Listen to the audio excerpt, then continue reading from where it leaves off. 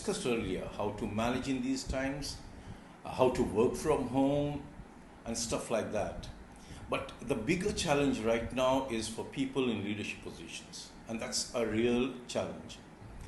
When I say that, I mean not only professional managers, but I'm also including world leaders. At this point in time, what I can see is, and to borrow a phrase, most of them are behaving like headless chicken. We don't know which way we are headed. And it's a sad scenario. The problem is that everybody will tell you that we didn't see it coming. My question to you is, why couldn't you see it coming? Or why didn't you see it coming? It's so obvious. It was so much in your face since December. And we hear world leaders talking about all kinds of stuff except what the world is going to be like post this pandemic or post the lockdown for that matter. That's where uncertainty is. And if that's bothering you, believe me, it's bothering your team members a lot more.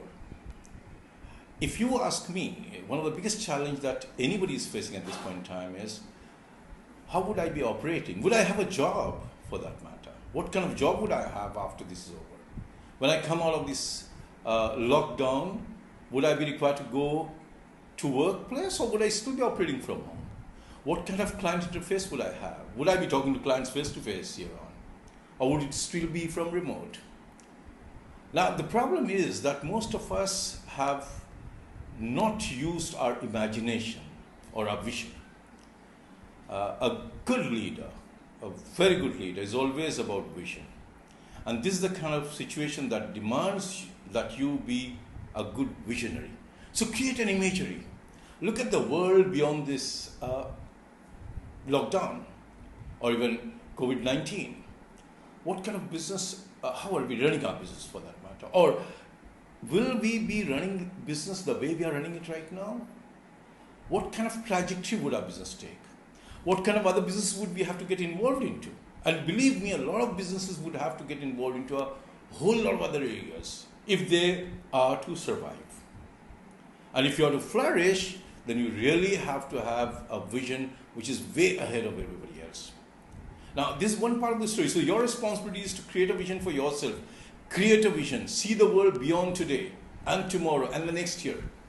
And see how the world is panning out. It's going to be very different. That's there for sure. But the next piece is you need to communicate that vision to your team member. They need to know what is it that you think that will happen to them and to the organization and to the industry. Believe me, commitment would be far more if you can do that. They would really know why they're having to work the way they're having to work. They would really understand what kind of skills they would have to develop to be at par with the rest of the world when the world opens up again. They have to have that understanding, and it's a must. You as a leader, it's your job, your responsibility to create that vision.